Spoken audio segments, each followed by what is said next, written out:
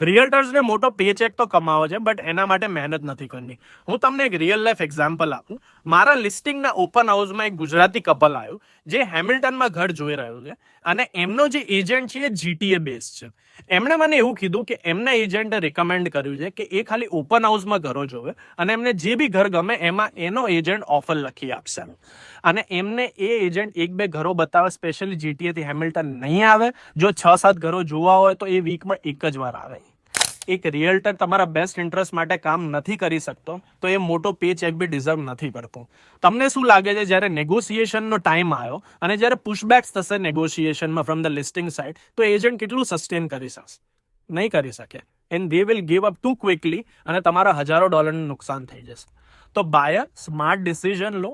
કોઈ local real estate agent શોધો, ઓર એવો એજન્ટ શોધો જે તમારા માટે ઓલવેઝ અવેલેબલ હોય અને ઘરો જોવા માટે તમને વેઇટ ના કરાવે. તો સ્માર્ટ બાયર બનો, સ્માર્ટ ડિસિઝન્સ લો.